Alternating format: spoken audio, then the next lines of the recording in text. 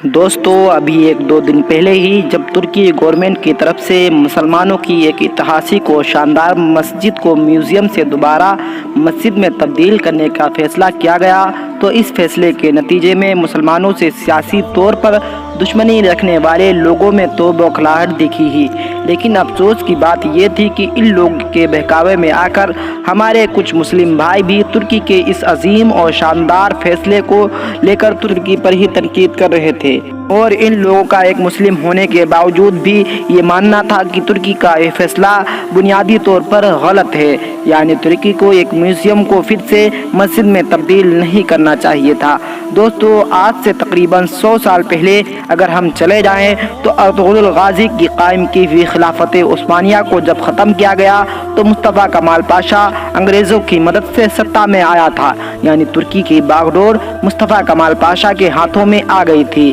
مصطفیٰ کمال پاشا نے ترکی میں ہر وہ فیصلہ لیا جو مسلمانوں کے خلاف تھا۔ اس نے مسلمانوں کی پہچان داڑھی پر بیل لگا دیا تھا اور حجاب پر بھی بیل لگا دیا تھا، اور لگ بھگ پچھلے 500 سالوں سے مسلمان جس مسجد میں نماز ادا کر رہے تھے اس مسجد کے دروازے خود مسلمانوں کے لیے ہی بند کر دیے گئے، اور ساتھ ہی اس مسجد کو آفیشیلی ایک میوزیم گھوشت کر دیا گیا۔ لیکن دوستو ایک کہاوت ہے کہ وقت اپنے آپ کو ہمیشہ بدلتا رہتا ہے، اور یقیناً وہی ترکی میں ہوا۔ اب دور آیا ترکی میں رجب طیب اردغان صاحب کا۔ عرصوں کے بعد جن وعدوں کے چلتے رجب طیب اردغان صاحب سطح میں آئے تھے، اب وہ لگاتار ان وعدوں کو پورا کر رہے ہیں، اور انہی وعدوں میں سے ایک وعدہ تھا اس عظیم اور اتہاسک مسجد کو دوبارہ مسجد بنانا اور اس میں نمازیوں کو آنے کی اجازت دینا۔ لہٰذا جب ایک دو دن پہلے ہی اس مسجد کو دوبارہ مسجد آفیشیلی ڈکلیئر کر دیا گیا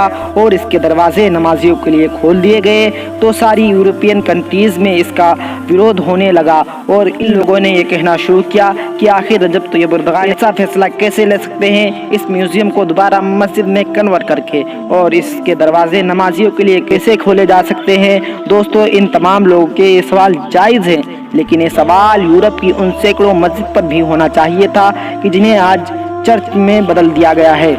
اور وہاں پر مسلمانوں کو خود جانے تک کی اجازت نہیں ملتی ہے۔ دوستوں میں بات کر رہا ہوں اس وقت کی جب خلافت عثمانیہ کو ختم کیا گیا تھا۔ خلافت عثمانیہ کا جب خاتمہ ہوا تو اس کے بہترین حصوں کو رشیا، فرانس اور بہت سی جو انگریزوں کی کنٹری تھی ان لوگوں نے قبضہ کر لیا تھا،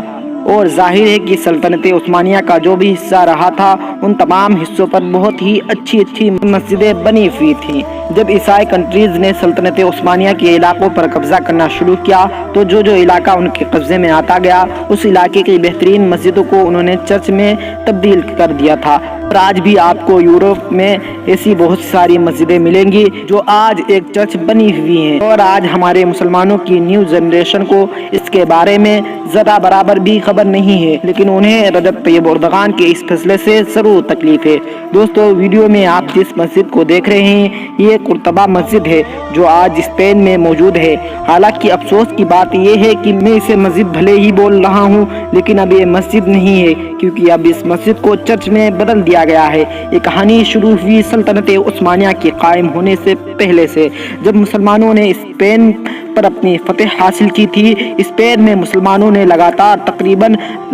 450 سے 500 سالوں تک شان و شوکت کے ساتھ حکومت جاری رکھی، اور اسی حکومت کے درمیان وہاں کے مسلم حکمرانوں نے اس مسجد کی تعمیر کروائی تھی۔ اس مسجد کی شہرت، خوبصورتی اور مضبوطی کے بارے میں آپ صرف اس بات سے اندازہ لگا سکتے ہیں کہ اس مسجد کی تعمیر 202 سالوں میں ہوئی تھی، یعنی اس مسجد کو بننے میں 202 سال لگے تھے۔